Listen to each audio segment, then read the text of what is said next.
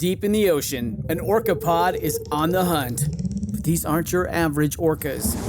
These guys are organized. Marketing team, did you get those social media posts scheduled for the SEAL migration? Aye, Captain. We even have an automated notification for all pod managers when they go live.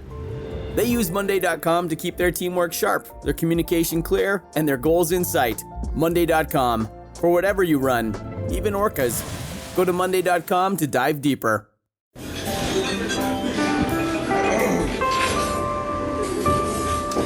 Well, I don't see the point in waiting any longer. So let's bring her out. The star attraction, the one you came to see. Ladies and gentlemen, the one, the only, Miss Judy Gold. You're studying opera, which is, so you had to study music theory. You had to study all, music history. I mean, I know it's intense. Yeah. And did you enjoy? Did you hate? What did you think you were going to do after college? I can't believe I can put a sentence together after this fucking tequila. But what were your dreams? Did you dream of being a performer? I thought I was going to live in Arizona and sort of be like a great karaoke singer. Really? Yeah.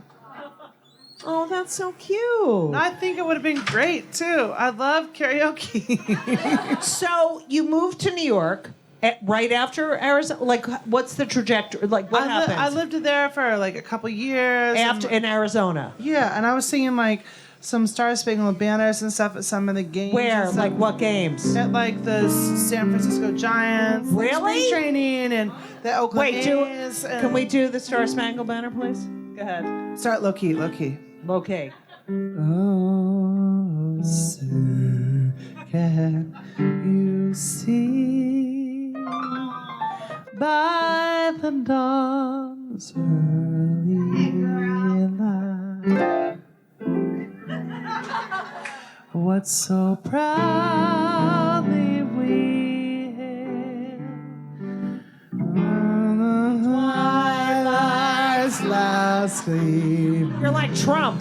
Whose broad and bright stars through the I know the words. Lilies fire. No, but you know what I talk about? Like, speaking of like, just a side note. That is fucking amazing. But you know what song I was thinking about the other day, and like, just to take a side note. No, we're not like being political and whatever. Right. But like, do you know that song?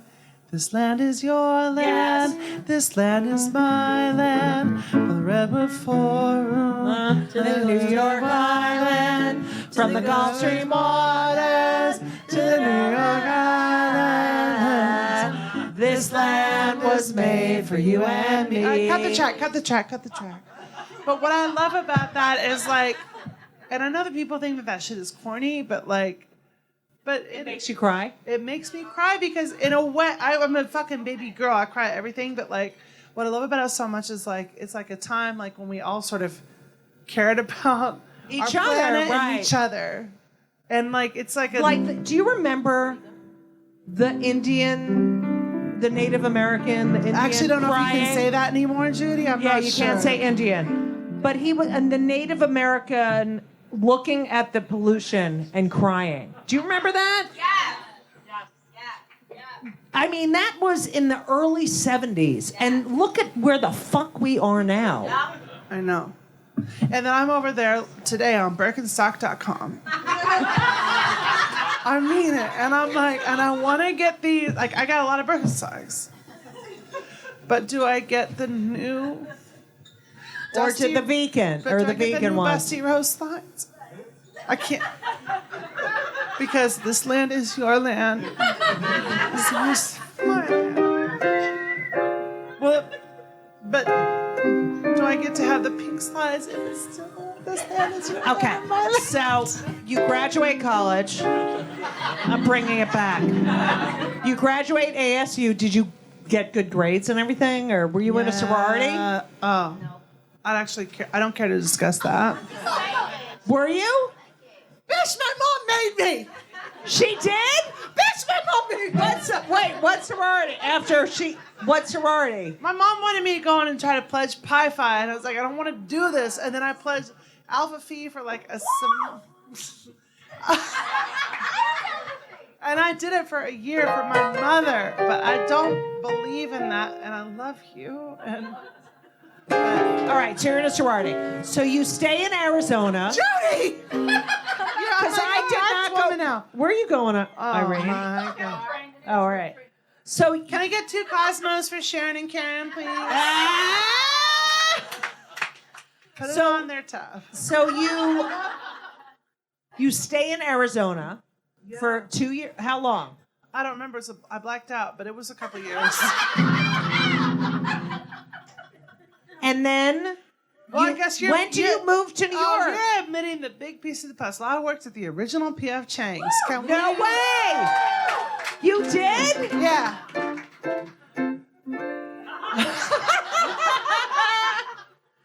That sauce. And you that were a get with your- waitron at the P.F. Chang's? Yeah. And that sauce that you get sometimes, it's what they burn on the side with the chicken lettuce wraps and whatever. Oh, I love those chicken lettuce wraps. Guess what? It didn't just make itself. I was there. Ed Colzar made that sauce. He was a bartender who had a lot of needs. And became a manager. Didn't want to hire me back one summer. His sauce goes on and he doesn't. Okay? Okay. Well, so this is like the dishiest I've ever. I know. So then you moved. When do you move to New York?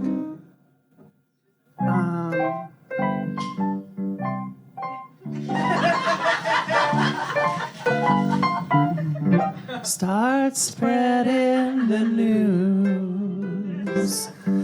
It's 1992. And in a new... Cut the track. It was actually 1997. 1997. So what'd you do from 90? 7 to now? Well, Wait, no. You're born in 72. So you're in, shut up, Elisa. So you're in college till 94. Then you're in ASU, and then you move to New York. What makes you move to New York? well, Judy, Yes.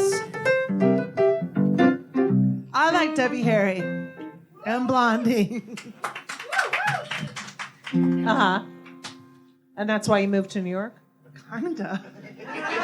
So did you move to the Upper West Side when you first moved I here? moved to New York because, I thought Debbie Harry was the coolest person in the world, and ever since I was a little girl, I wanted to be like Debbie Harry and whatever, no big deal.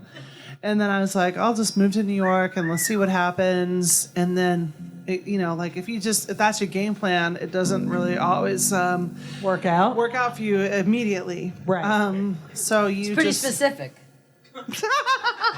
That was Bette Sussman, ladies and gentlemen. Bette Sussman. Did your family, was your mother like, oh, don't go to New York, Bridget? No, she's like, you should go to New York.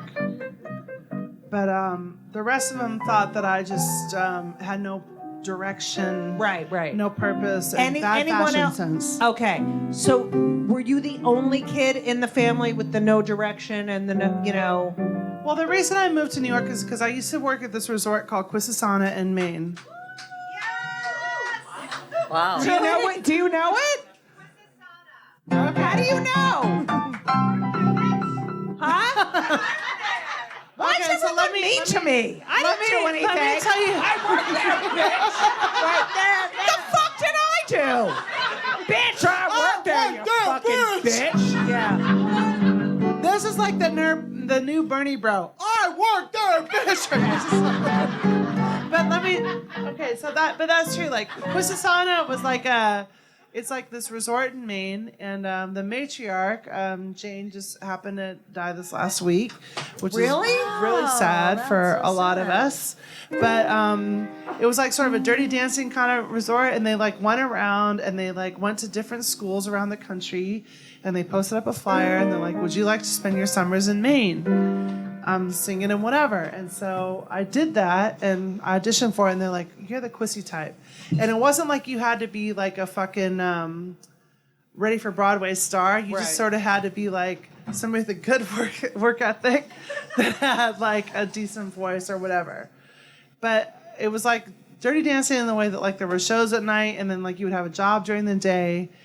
But the beauty of it was that there are a couple beautiful things about it. It's like sometimes when you want to be a performer or whatever, like the emphasis is on you as like how you can like be a star or whatever. But this was just like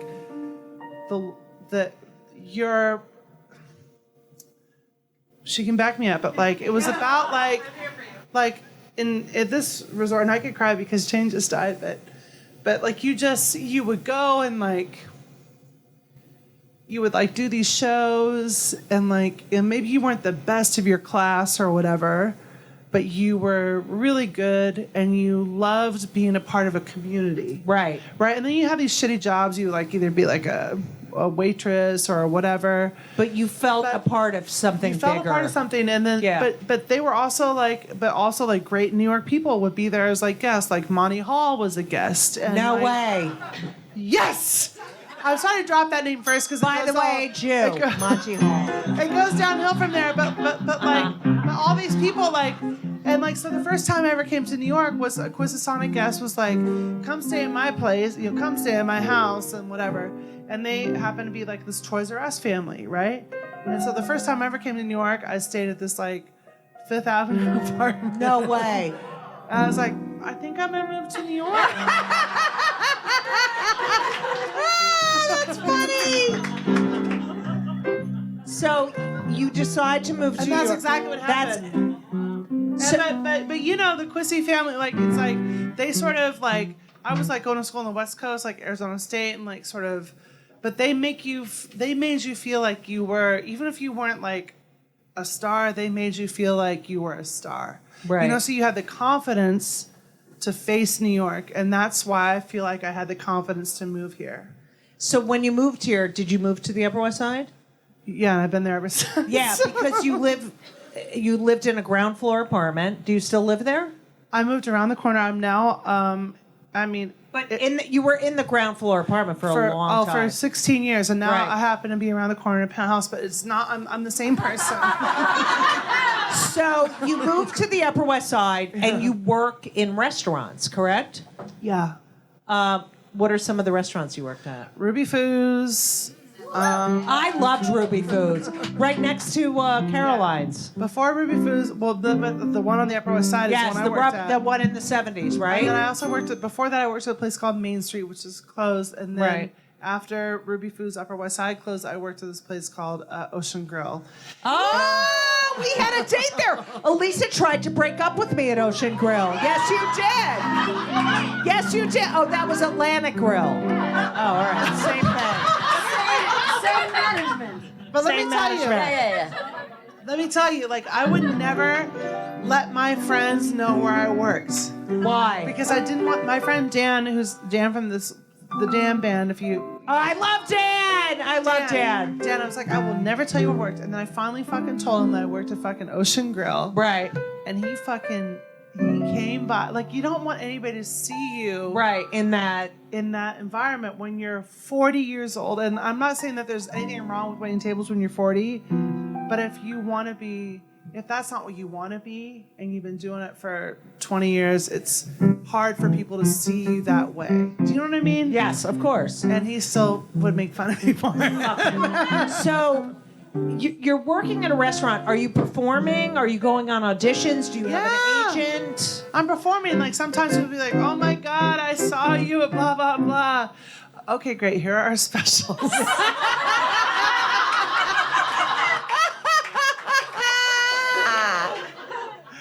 It's awful. Everybody has bad parts of their job, but that was the bad part of my But you loved it. I mean, you loved the performing part, and you were just doing that to make money.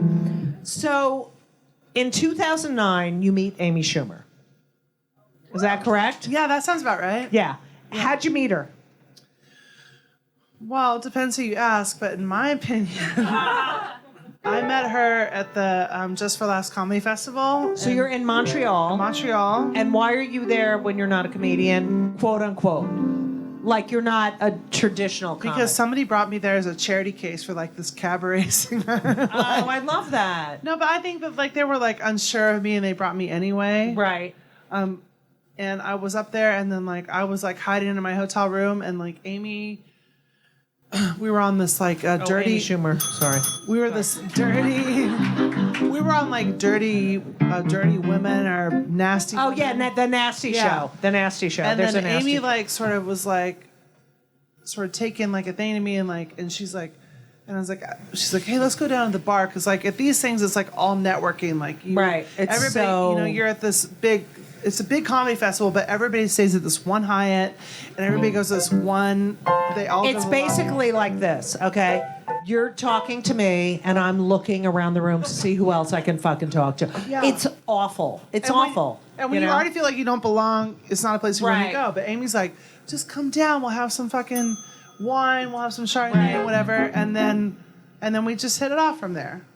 But then she also told me that we met years before, but I don't remember that. But it doesn't matter. So, did you become instant friends? Like, what was that connection like? Yeah, if you know Amy, she's instantly like lovable and great and stuff, and like wants to support and like she, like she's like that expression like together all boats rise or whatever the fuck that thing is. Like she wants other boats to rise with her boat or whatever. I don't know what the expression is.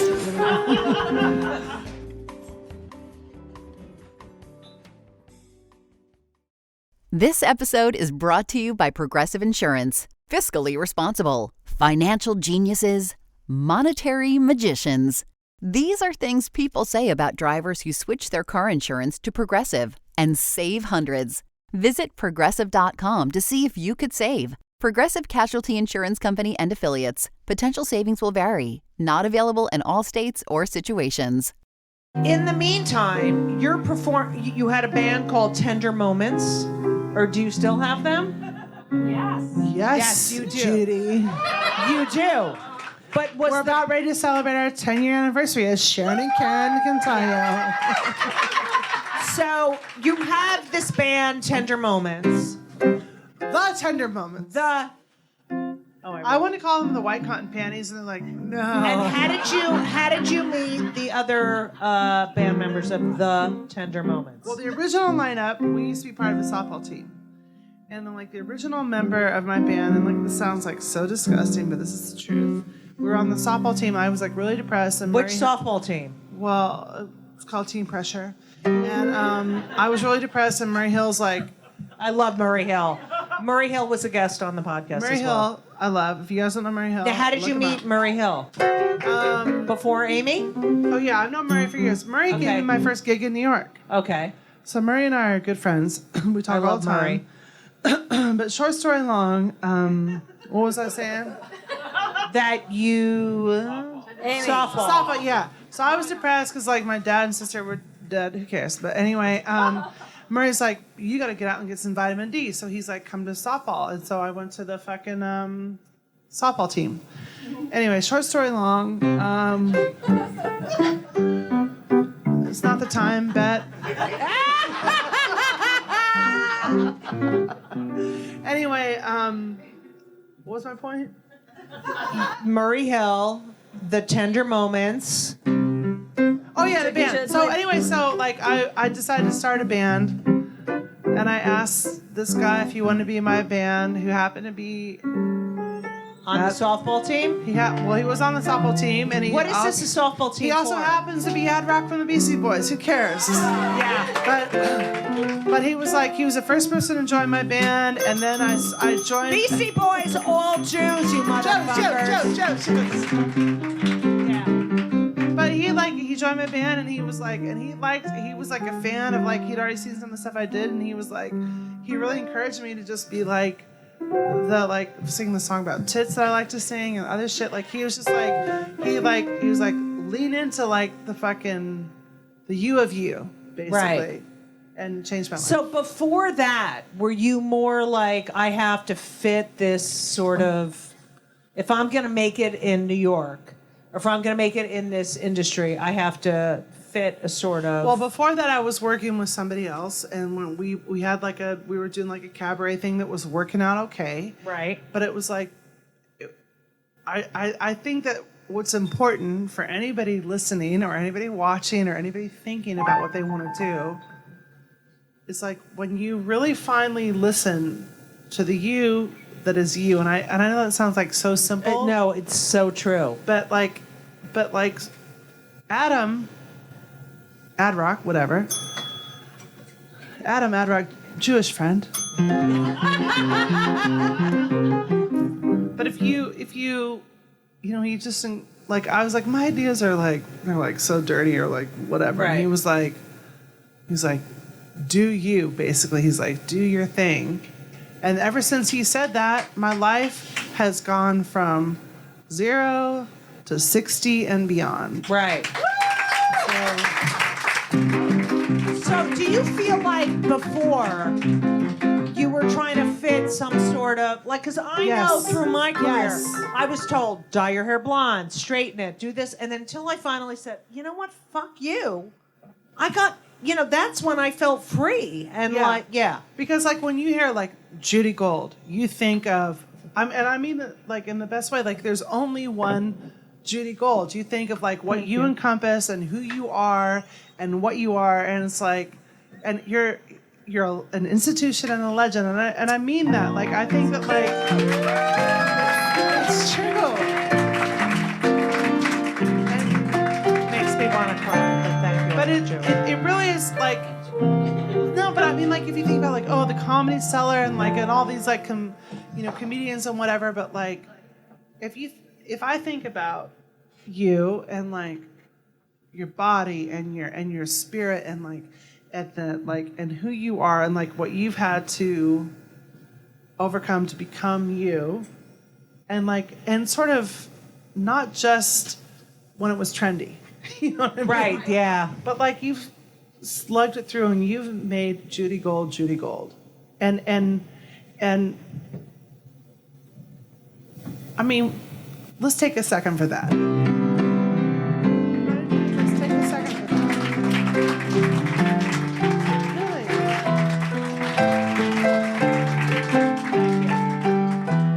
Like Rachel Feinstein and my friend, we have this podcast and we had Judy on. But I think that like to establish yourself in a way that is meaningful and like that people recognize your name can sometimes be like, oh, that's like but like it's like fucking nights after night, yeah. But also, I feel like I couldn't live with myself. Like, I feel like you have the same thing. Like, I would watch other comics sell themselves, I'll do this because I'm going to make money, or I'll be this because that's what's trendy now. And I couldn't live with, honestly couldn't live with myself. I couldn't live with myself being in the closet with the kids. Like, I was like, no, I'm going to come out of the closet. And, which is why you'll live forever, because you are you and you'll always go on. Like, but that's the way you are as well. Yeah. Like, yeah. Oh, that makes me so happy that you said that. So, you worked at a restaurant job until 2015. Now, you started working with Amy in about 2012. Is that correct? Give or take. Yeah. So she says, I want you to go on the road with me. I want you to work with me. And you're opening for her until she was like, you can close the show. Correct? Correct. Okay. Which I have, you cannot follow you. You cannot follow you. But what comic is like, you close the show? There's not many people who would say, I'm going to do my set, but you're so much bigger than I am. And I mean on stage. Like, I want you to shine as best you can. There's not a lot of people that would do that. Don't you think? 100%. Like, okay. And then sometimes, like, if somebody's like, if you're on tour with somebody, like Amy was like is a big touring person, and then they like want you to go from opening to closing for them.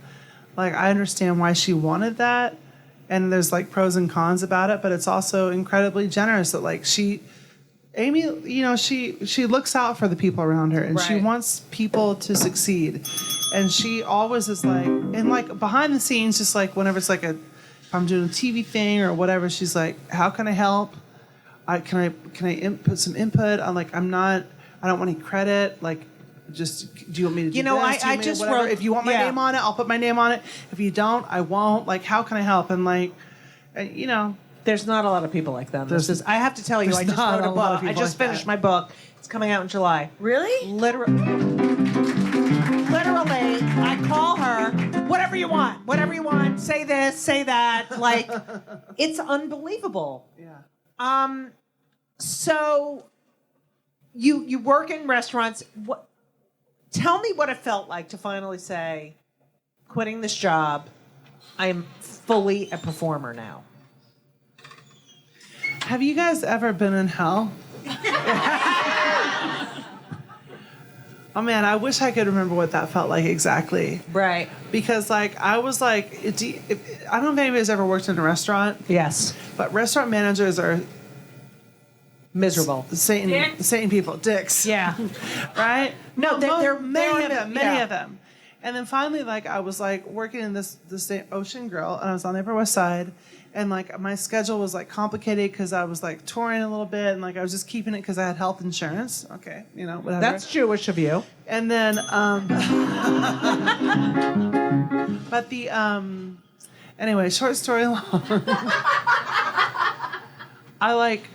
I wrote to this manager said like, what's your availability this week? And I said, I don't have any.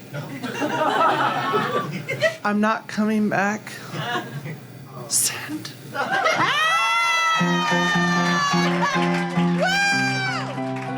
And she wrote back, she was like, good for you. Wow. Because you don't know. Did you know you were going to do it at that moment, or did you just go, No, you know I just what, did it. fuck it? I just did it, and then I went to Joe's Pub. I had a show that night, and I like told the audience, and I was like, I just quit waiting tables, and the audience like was so with me Right, to of celebrate that course. moment. It was really cool. It's amazing when you let go of that. You know what? I'm just going to go for it. Yeah. I don't need that anymore. You sang at Carnegie Hall with Patti LuPone. I mean, what can you fucking... You get on stage at Carnegie Hall, Yeah. and there she is, the Patti LuPone. Do you pinch yourself? Like, what the fuck?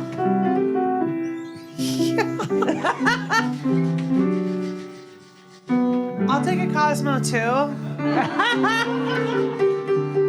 But yeah, of course, it's Patti LuPone. It's like I just like 6 months before I've been like, I'll never play fucking Carnegie Hall or whatever, and then like I'm on stage with Patti LuPone, and because she asked me, How did that happen? Well, this is disgusting, but I was like going to Chase Bank, and I was putting in my $200 from the night before into Chase Bank, and my phone Which rang. Chase Bank? 86 and Oh!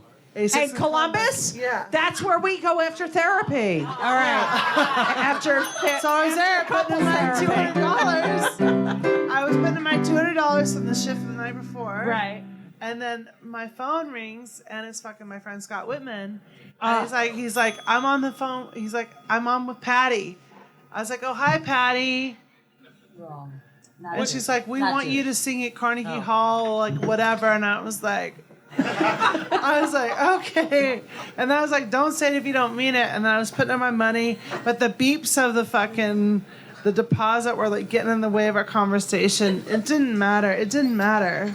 So, it's interesting because you're getting all of this amazing work, and yet you still are so grounded as like, wait, what? Like, what the fuck? Like, what the fuck? Like, every time you get something, you're like, Judy, what? I'm not grounded. I'm just fucking sure it's all gonna go away. Doesn't it make you feel like that? Yes, every day, every fucking day. Ask Lisa.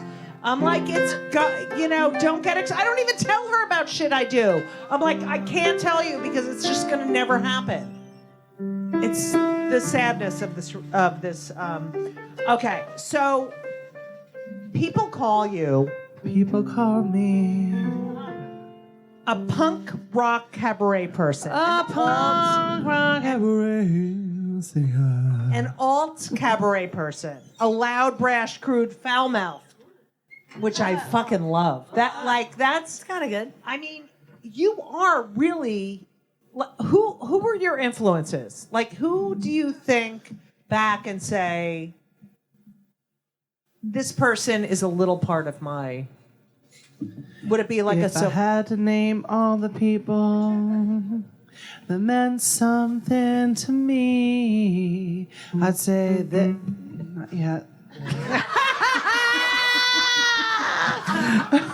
I tried. Well, wait, let me come up with a mouth. I was just trying to jump If I had to say something about who meant something to me.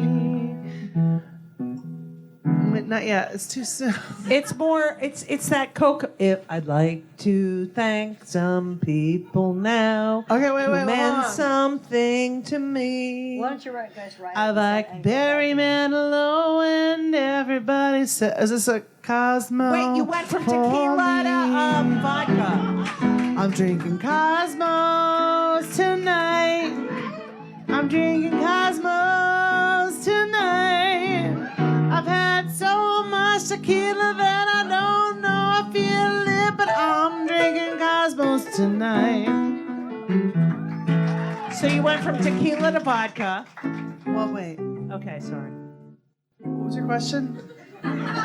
Who influenced you? Like, I can go What are my back. influences? Yeah. Sophie Tucker. Oh, I love Sophie Tucker. Do you know Frances Faye? I know Frances Faye. I love Frances Faye. I love Sophie Tucker. I love my mom. I mean, because you are an original, but yet there's got to be some influences that you or people you watched growing up, or I like anybody that will get naked. I like. what is that about your body? Like, I find it fascinating that I know you're body positive, but your ability to just say, "Here's my tit." It's not ability. Judy. I think it is an ability. I think it's a fucking. I think it's Judy, great. It's a tit. Who cares? It's a tit. I love that. No, but I mean, like. No, I walk around naked all the time, and Elisa's like, "Gee," and you get mad at me a little bit. Around your apartment. Right. What'd you do here at Club Cumming? What? What'd you do? Like, it's just a. If I got naked on stage, Dar, if I got naked on stage, wouldn't you get upset? No, I love it. Go.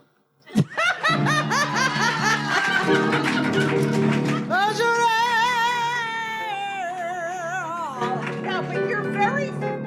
Are you different when Judy, you're? Judy, let me see your today. Are you different when you're at home? Are you a different person than you? Can I answer that? Yes. Judy, let me see your today. Poppy, is she different at home? Do you feel Poppy. freer on stage? Like, do you feel less inhibited on stage? Judy. Yes. Wait, what's the question? Do you feel less inhibited on stage than you do in personally? If you had to be intimate with someone, if you had to be intimate with another person, would that be harder? Like it's a challenge for someone. Now, I'm saying, if you're intimate with another person, is it? I mean, it's way different than you showing your tits on stage, or like. All right, here's Judy. Yes. Stop. It doesn't have to be intimacy. It just can be just like we should all just stop here. And if anybody doesn't want to be a part of this, we'll leave, okay? But what I think Judy here is what she wants to express is herself. And I'm here to. I'll take my shirt off if that helps you. But Judy, let's see your bosoms. You want to see my bosom? I have very. Oh, right. Elisa said it's a podcast, so I can't show my bosom. But actually, we could also do like a fucking canal street, like a real canal street. Like the thing, like I know the cops come and they're like, oh, it's Canal Street, we're gonna get rid of the fake bags and whatever. Right. But like, let's do the real canal street. Oh, canal.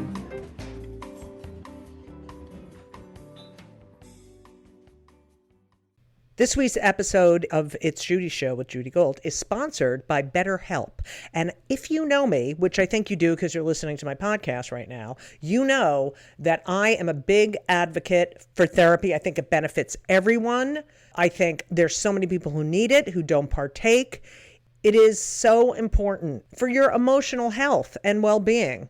Therapy is fantastic. It is in every stretch of the imagination. And if you're thinking of starting therapy, please do it. But please give BetterHelp a try. It is entirely online. It's designed to be convenient. It's flexible. It suits your schedule. You fill out a brief questionnaire to get matched with a licensed therapist, and you can switch therapists anytime for no additional charge. I have switched therapists in my life. I've had many, many therapists, and you know, sometimes it's not a great fit for you, but don't give up. Therapy is beneficial. You can learn about yourself, you can process, and just be emotionally healthy. I'm telling you, do it. BetterHelp is great because, you know, when I used to schlep to my therapist's office, it was so annoying. You have to do it, and you sit there and you wait, and then I'm telling you, doing it online is fantastic. And BetterHelp is amazing. I know a lot of people who've used it. So if you're thinking about therapy, go to BetterHelp.com. Let the gratitude flow. This is Gratitude Month, people. So you need to let the gratitude flow with BetterHelp. Visit BetterHelp.com/JudyGold, JudyGold, today, and you will get 10% off your first month. That's BetterHelp, HELP.com/JudyGold. You're welcome. When was the first time you just got on stage and was like, fuck it, I'm taking my clothes off? Tonight. No, the first time was... What is that face, Elisa? You gave me a face. Yes, you did. Or, Irene, did she not give me a face? All right, go ahead. I don't want to ask... I feel like I want to ask... When did you... Do you 2004. What, 1904? No. Did you get to the point where you were like, did you have an epiphany on stage? Was there a point where you're like, fuck it, I'm going to show my tits, I saw my friend Champagne Cherry. In New York! No, Born Free. Oh, sorry, I got the wrong song. Born Free. Anyway, Champagne Cherry. Free as a window.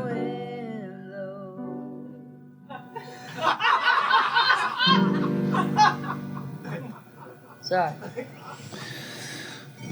Night, night, baby girl. You sleep and... Wait, hold on a second. Shh. Oh, I got you in a good mood. I got you in a sleepy Just mood. listen.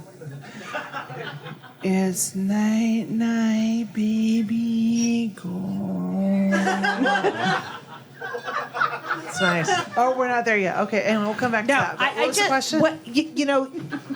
When did you get to the point where you were so comfortable on stage that you could? I mean, you're a provocateur. Do you not agree? No. Yes, you are. No. I don't agree. But you get people on stage and they're Not my problem. Not my problem. But I love that about you. I love that you're you and... Do you know what I'm saying? Yeah. Okay, I gotta move on. I'm listening. No, Judy, but I think you need to listen to yourself. Okay. What is your favorite opera? Oh. I'll tell you. Tosca? Tosca. Can you do a little bit? A little bit, Nico? No, No? I've given up. Opera?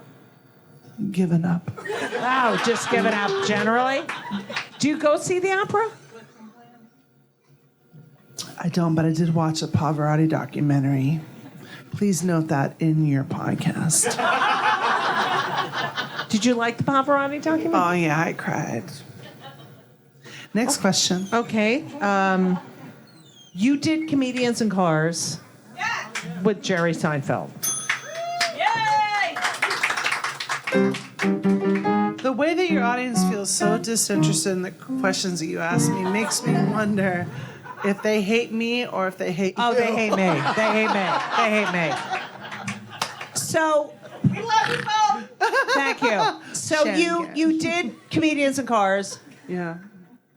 What, honestly, were you like, oh my God, Jerry, I'm not really a comedian. Like, why are you? Do you know what I'm saying?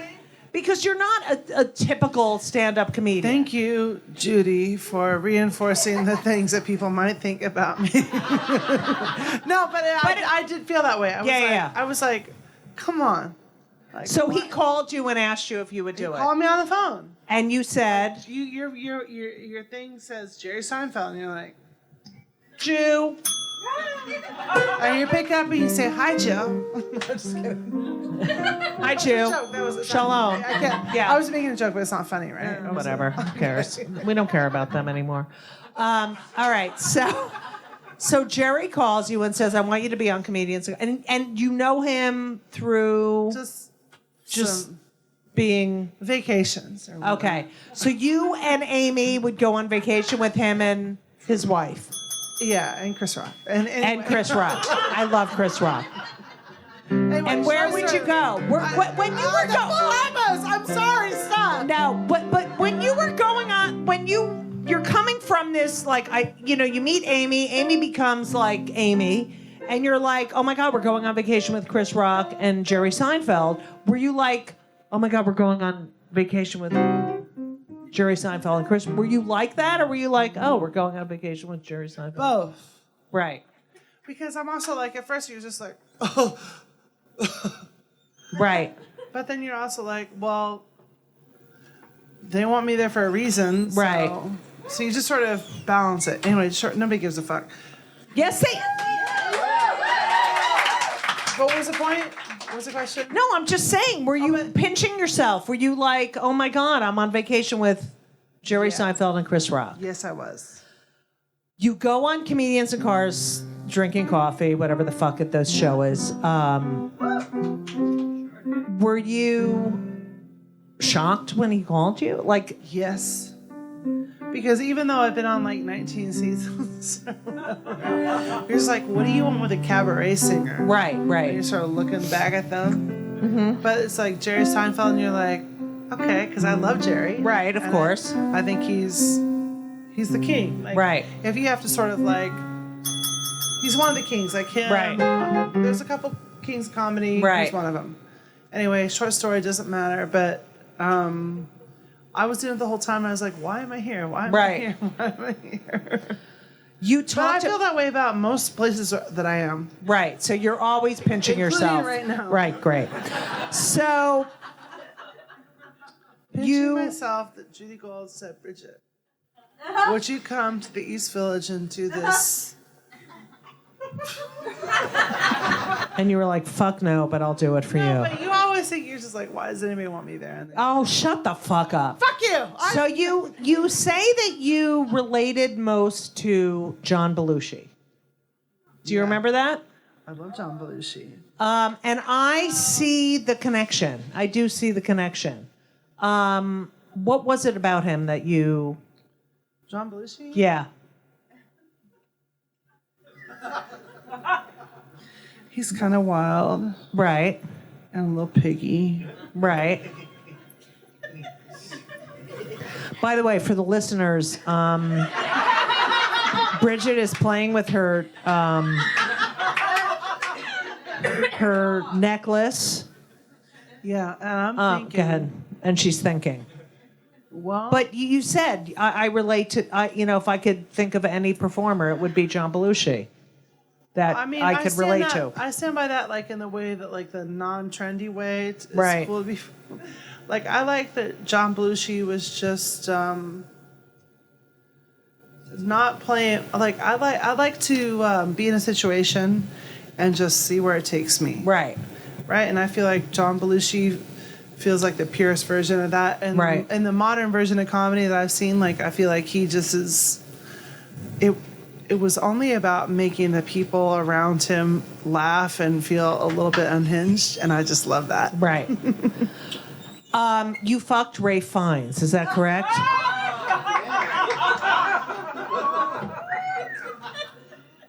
Judy. I'd like to hear about that experience.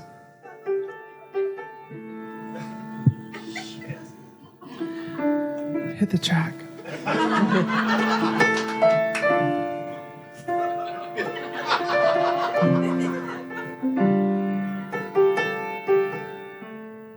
Keep playing. Nobody knows. Keep playing. I don't remember it. Just play it. Play some chords. It'll work out. Nobody knows what we done.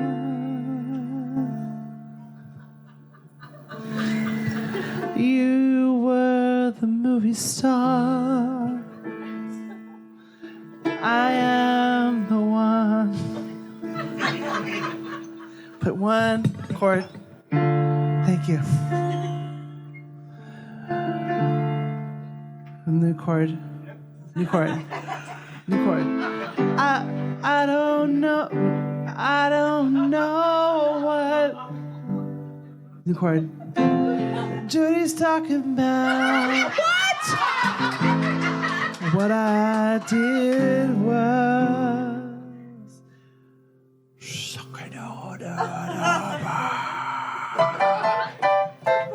Keep playing. New chords. New chords. I don't know what Judy is saying, but I did fuck me. You did fuck him. No. Bet you told me she fucked Ray Fiennes. No. Bet. New chords. New chords. Play chord. Play new chord.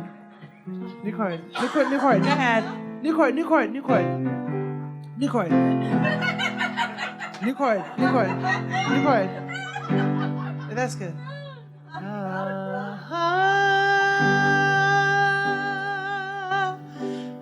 Am I the woman? New chord. Bet just gave me the finger, by the way. Who was new chord? The man.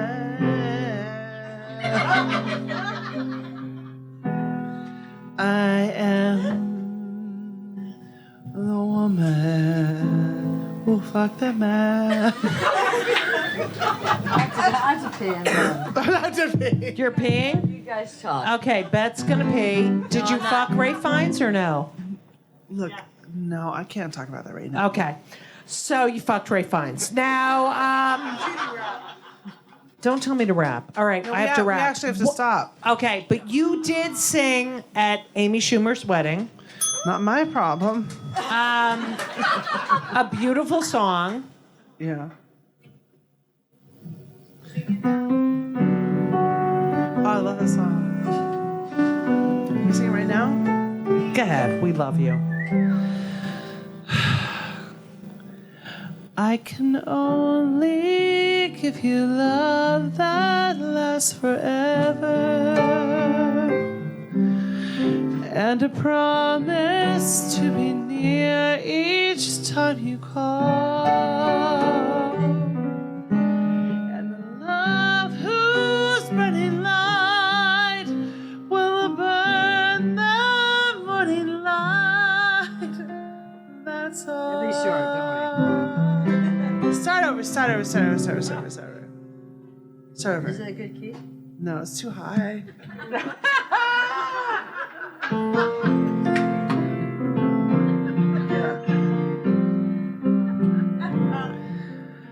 I can only give you love that lasts forever, and the promise to be near each time you call, and a love whose burning light will warm the winter night. That's all. That's all. Don't worry, it's good if you listen. I love it. Can you sing at my wedding to Elisa? Will you sing at my wedding to Elisa, who's not talking to me? Yes, you're a little mad at me, I can tell. Bridget, I think you're one of the greatest entertainers of our generation. Judy, stop. I think Poppy is the fucking cutest thing ever.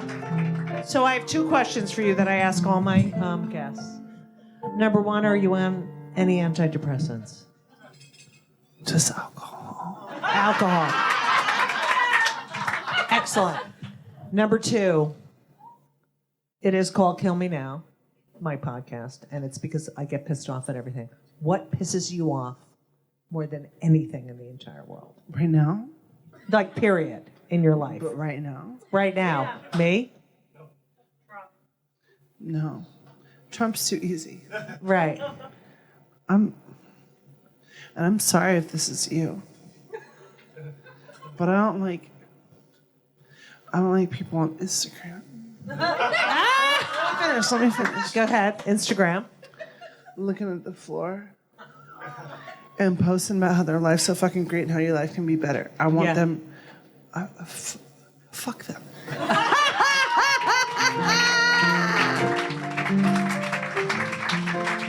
Bridget, you're so fucking great. Do you realize how great you are?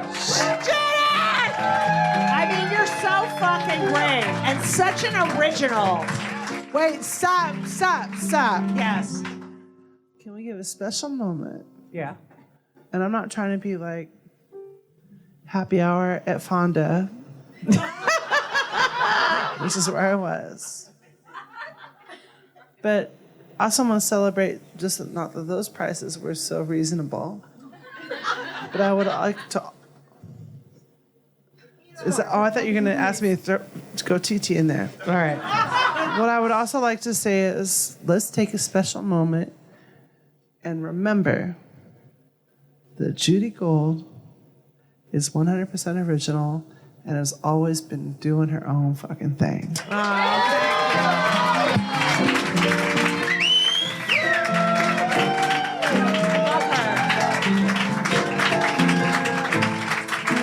Bridget Everett, the amazing Bette Sussman. Bette fucking Sussman. Thank you all. What a fucking fun night. Thank you, Bridget. Are we gonna sing a song to close? And suddenly make all seem worthwhile. Well, it's you. Everybody wants something I want, and everybody says no. Keep playing. What happened? I don't know. We will stand up now, and we will do a thing. Yes! Yes! Yes! Yes! America starts now! America starts now! Red, white, and blue is me and it's you. America starts now! Now! I write the songs that make the whole world sing.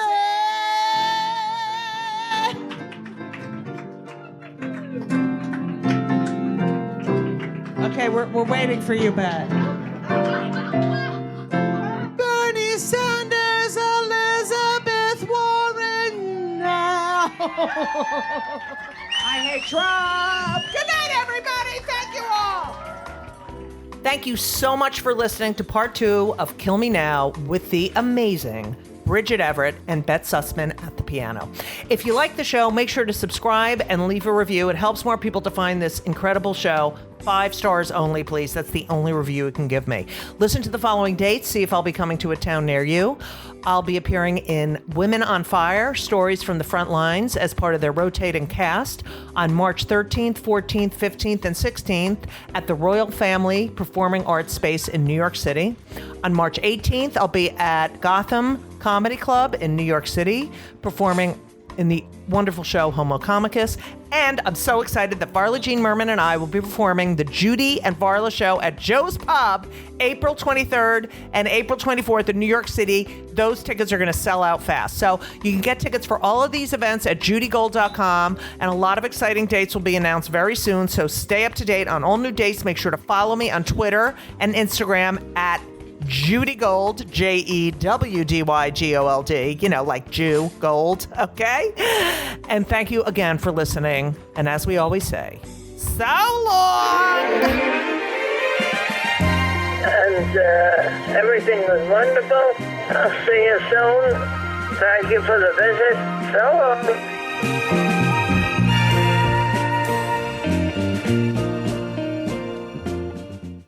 You may not realize it, but every minute of every day, you're enjoying your First Amendment freedoms. You can wear what you want, give out your opinion for free, even if it's unpopular. Listen to your playlist. You can put a sign out on your front lawn that says, "Vote for Bigfoot, someone you can believe in." Pray to the God of your choice, or don't. You have the right to hang with a posse that thinks like you do. Tell the government what you think about its policies. They're the freedoms that let you be you, and they're all brought to you by the First Amendment. Learn more at freedomforum.org.